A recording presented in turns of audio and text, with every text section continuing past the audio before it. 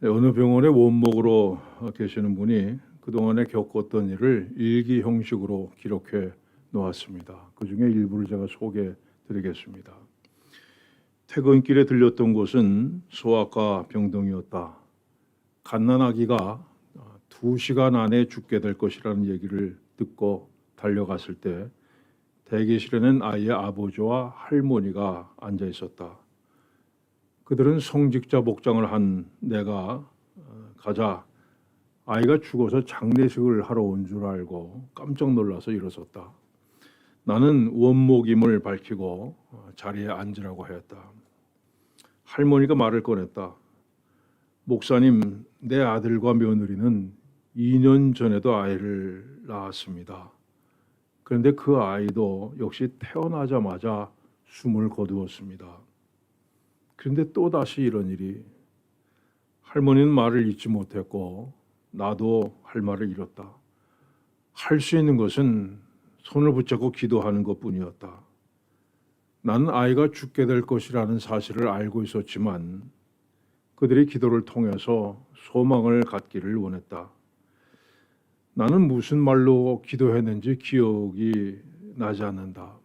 다만 하나님의 뜻이라면 이 아이를 살려달라고 기도한 것만 기억이 난다. 드디어 의사가 나타났다. 아이가 죽었다고 했다. 그 어린 생명은 세상에 태어난 지 12시간 만에 숨을 거둔 것이다. 아이 아버지는 한참 동안을 말없이 앉아있더니 끝내 눈물을 흘리면서 이렇게 중얼거렸다. 그 아이는 12시간밖에 살지 못했어요. 2년 전에 죽은 아이보다 2시간 더 살았군요. 나는 죽음의 순간이 이토록 슬픈 것인가를 미처 깨닫지 못했다. 지금도 나는 죽음의 신비를 다 알지 못한다. 여러분, 사람은 태어나면서부터 죽음이라고 하는 결론을 안고 태어납니다. 어떤 사람은 이 아이처럼 아주 짧게 살다가 가는 사람들도 있고 어떤 사람은 100살이 넘도록 사는 사람도 있습니다. 그러나 얼마를 살든지 또 어떻게 살든지 결론은 하나입니다. 죽는다는 것입니다. 여러분, 죽음이라고 하는 것은 우리에게 결코 멀리 떨어져 있지 않습니다. 밤에 잠자리에 들 때는 내일은 이런 일을 하겠다 계획하며 잠들지만 내일 아침 다시 눈을 뜨게 될 것을 보장하는 사람은 아무도 없습니다.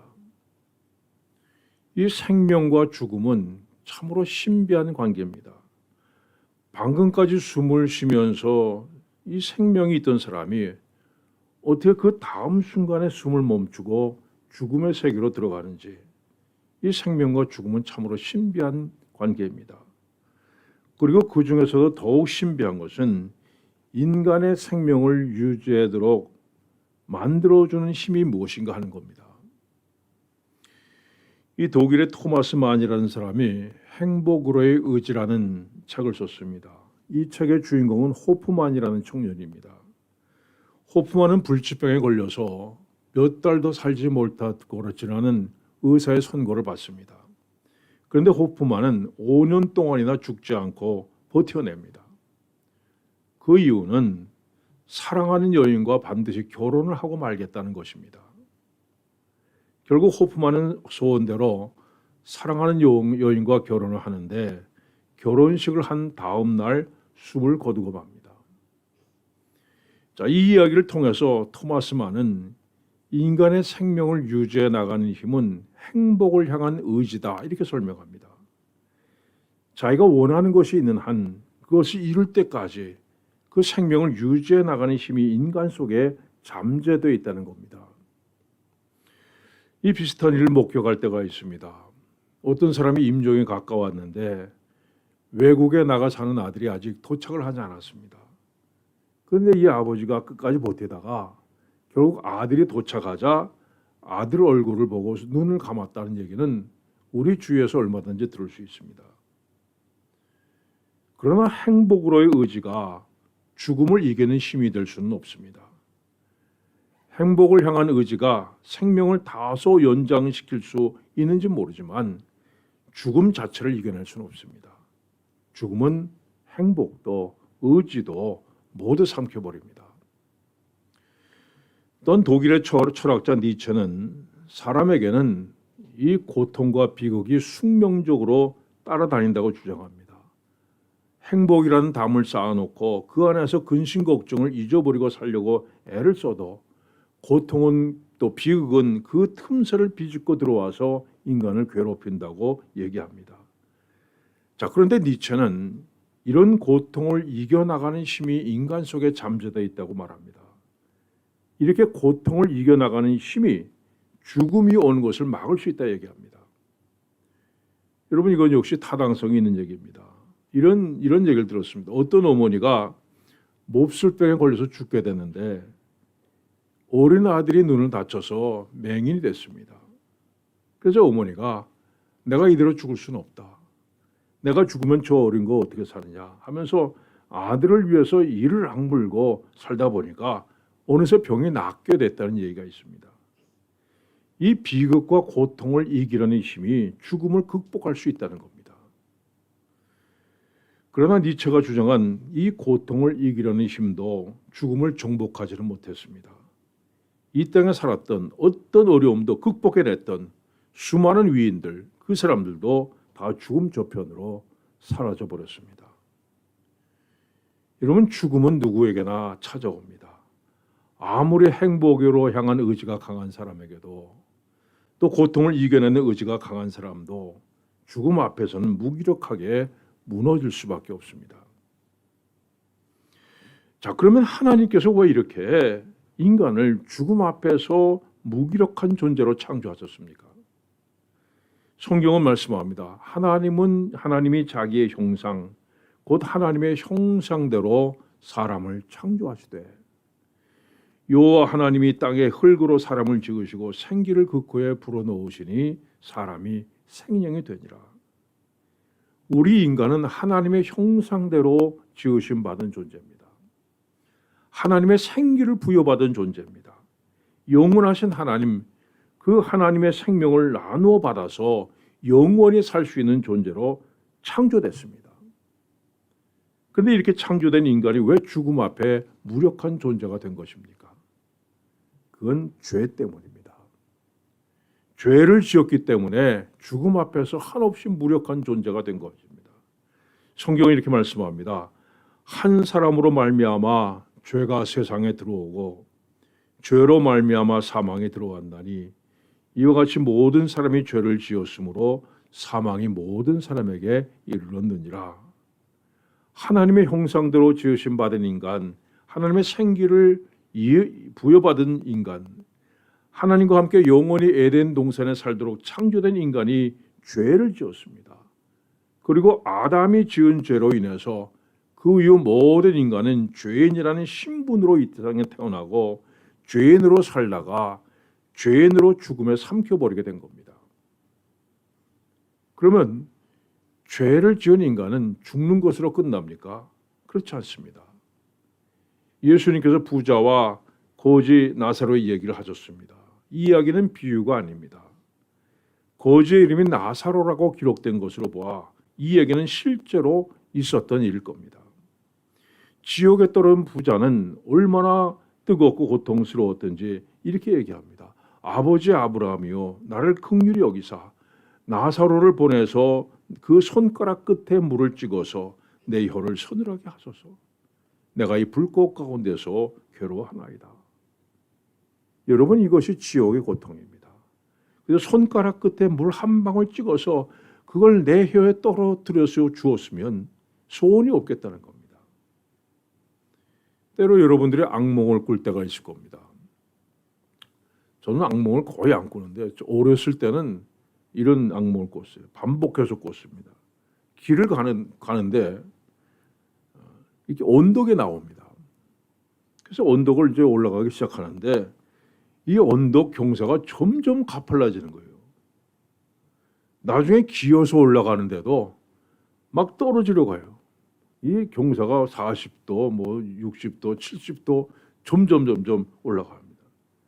그래서 이제 죽었구나 하는 순간 꿈에서 깨어나고, 꿈이었구나 생각하고 안도의 한숨을 내쉽니다. 자, 그런데 만약에 이 악몽에서 깨어나지 않고 그것이 영원히 계속된다면 어떻게 하겠습니까? 여러분, 지옥은 영원한 고통이 있는 겁니다. 이건 잠시 악몽을 꾸었다 깨는 것이 아니라 실제로 고통이 영원히 계속되는 것입니다. 정말 침을 삼킬 시간도 주지 않고 고통이 계속되는 겁니다. 죄를 지은 인간은 죽는 것으로 끝나지 않습니다. 첫 번째 사망 후에는 두 번째 사망, 지옥불에 떨어져 영원한 고통을 당하게 됩니다. 자, 그러면 인간이 죽음을 이기고 영원한 생명을 얻는 방법은 없습니까? 죄를 지었기 때문에 죽는 것이라면 죄에서 벗어나면 영원한 생명을 얻을 수 있을 겁니다. 죄인이라는 신분을 벗어버리고 다시 하나님이 창조하셨던 처음 아담처럼 온전한 의인이 되면 우리가 죽음을 이길 수 있을 겁니다. 여러분, 그런데 그것이 가능합니까? 성경이 이렇게 말씀합니다. 의인은 없나니 하나도 없으며 깨닫는 자도 없고 하나님을 찾는 자도 없고 다 치우쳐 무익하게 되고 선을 행하는 자는 없나니 하나도 없도다. 인간은 하나님에 대해서 무지한 존재입니다. 죄를 죄로 의식하지도 못하는 존재입니다. 또 죄의 결과가 어떻게 될지도 모르는 존재입니다. 여러분, 구약 성경의 이 마지막 책 말라기서에 이런 말씀이 있습니다. 너희가 말하기를 모든 악을 행하는 자는 여호와의 눈에 좋게 보이며 그에게 기쁨이 된다 하며 또 말하기를 정의의 하나님이 어디 계시냐 함이니라. 하나님은 악을 행하는 것을 좋게 보신다고 얘기합니다. 하나님 악을 행하는 것을 기뻐하신다고 얘기합니다. 하나님이 어디 계시냐고 조롱합니다. 여러분, 이것이 구약 성경의 결론입니다. 인간은 죄를 지으면서도 그것이 죄라는 의식조차도 없는 존재입니다. 자, 그런데 여기서 하나님의 은혜가 나타납니다. 우리가 죄인으로 태어나서 죄 가운데 살다가 죄로 인해 지옥에 떨어지는 것을 우리가 괴로워해야 되는데 하나님께서 우리보다 더 근심하시고 괴로워하셨습니다. 내 마음이 내 속에서 돌이켜 나의 긍휼이 온전히 불붙듯 하도다 말씀하셨습니다. 그래서 아들 예수 그리스도를 이 땅에 보내셨습니다. 온 인류의 죄를 대속하는 어린 양 제물로 십자가에 못 박아 죽게 하셨습니다. 하나님이 세상을 이처럼 사랑하사 독생자를 주셨으니 이는 그를 믿는 자마다 멸망하지 않고 영생을 얻게 하려 하심이라 말씀했습니다. 예수님께서 예루살렘에 올라가실 때는 유월절 때입니다. 이 당시 유대인들은 아주 성대하게 유월절을 지켰는데 1세기의 유대인 역사가 요세푸스는 이렇게 기록하고 있습니다. 로마 제국의 캐스티우스 장군은 네로 황제에게 보고하기 위해서 유월절 제물로 드리는 양의 숫자가 얼마나 되는가를 대제사장에게 물었다. 이에 대제사장은 25만 6,500마리라고 대답했다. 그 요세푸스는 이 양의 숫자에 근거해서 유월절에 참여한 사람들의 수를 계산하면 270만 명이 모였다고 합니다. 예루살렘 성전은 마치 도살장 같았다 기록하여 있습니다. 25만 마리가 넘는 양들을 죽여서 매일 제사를 드립니다.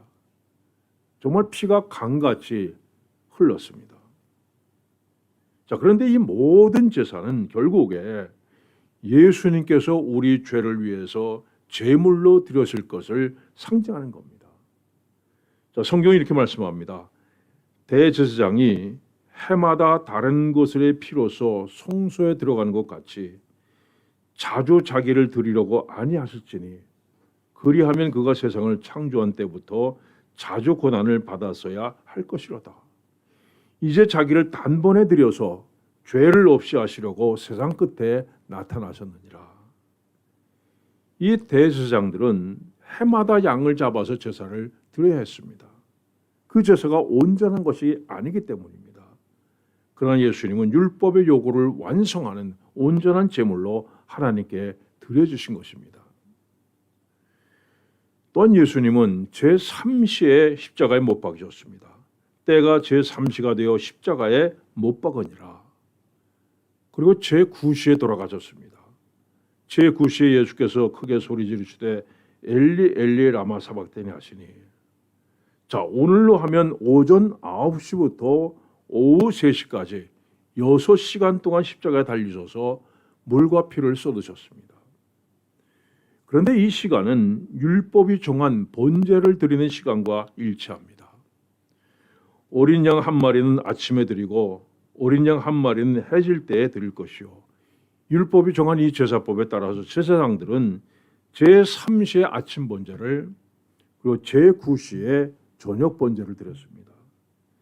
예수님은 아침 번제가 드려지는 시간에 십자가에 못 박으셨고 6시간 동안 온몸에 피를 다 쏟으셨습니다. 그리고 저녁 번제가 드려지는 시각에 나의 하나님 어찌 나를 버리셨나이까 하며 숨을 거두셨습니다.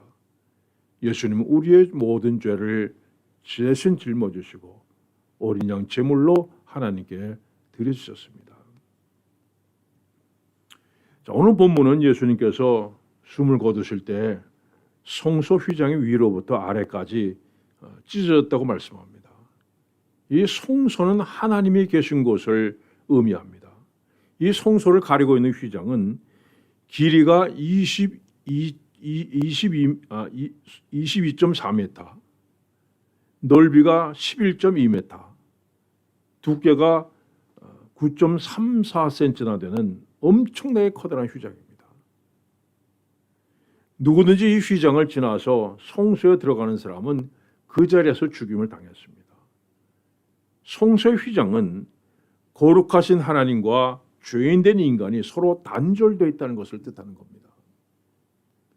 단지 1년에 한 번 대제사장만이 들어갈 수 있었는데, 먼저 대제사장은 자기의 죄를 위해서 수없이 반복해서 제사를 드렸습니다. 죄를 깨끗하게 씻어야 했습니다. 만약 하나님께 숨긴 죄가 있다면 성소에 들어가는 즉시 죽임을 당했습니다. 이렇게 먼저 자신의 죄를 씻고 그 다음에는 제물로 쓸 양의 머리에 손을 얹고 온 이스라엘 백성들의 죄를 이 양에게 옮기는 기도를 합니다. 그러면 백성들은 죄 사함을 받게 되고 그 순간부터 이 양은 모든 백성의 죄를 한 몸에 대신 지게 됩니다. 그 다음에 양을 잡아서 피를 성소에 뿌립니다. 어린 양의 피가 복귀에 흘러내리고 온 성소 안이 붉게 피로 물들게 됩니다. 하나님이 계시는 성소, 그 성소를 가로막고 있는 휘장이 열려지기 위해서는 반드시 어린 양의 피가 거기에 뿌려져야 하는 겁니다. 그런데 오늘 본문이 이렇게 말씀합니다. 예수께서 큰 소리를 지르시고 숨지시니라. 이는 성소 휘장이 위로부터 아래까지 찢어져 둘이 되니라. 예수님께 십자가에서 마지막 숨을 거두시는 순간에 성소 휘장이 위에서부터 아래까지 찢어졌다고 말씀합니다. 아래부터 위까지 찢어진 것이 아니라 위로부터 아래로 찢어졌습니다. 하나님께서 직접 휘장을 찢으셨다는 겁니다. 어린 양 예수 그리스도의 피가 뿌려지고 하나님께서 그 피를 보시고 휘장을 찢으신 겁니다. 형제들아, 우리가 예수의 피를 힘입어 성소에 들어갈 담력을 얻었나니 그 길은 우리를 위하여 휘장 가운데로 열어놓으신 새로운 살 길이요, 휘장은 곧 그의 육체니라. 예수님의 육체가 찢겨지는 순간에 성전의 휘장도 찢겨진 것입니다. 여러분, 휘장이 열려진 것이 아니라 찢겨졌다는 것은 무엇을 말합니까? 이제 이 땅에서는 더 이상 성소가 필요 없다는 겁니다. 이제 성소는 하늘에 있습니다. 이제 이 땅에서 더 이상 어린 양을 잡아서 제물로 드릴 필요가 없습니다. 예수님께서 완전한 제물로 드려주셨기 때문입니다. 그래서 성경은 그들이 섬기는 것은 하늘에 있는 것들의 모형과 그림자라 말씀했습니다. 사랑하는 여러분, 이제 우리는 누구나 하나님 앞에 나아갈 수 있습니다.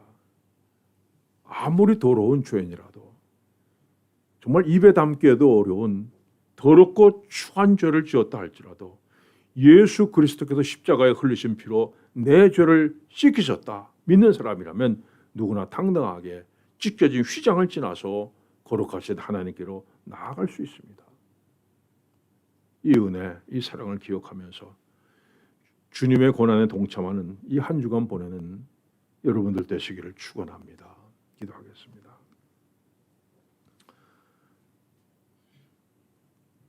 예수님께서 어린 양 제물로 하나님 앞에 드려짐으로 말미암아 영 죽을 수밖에 없는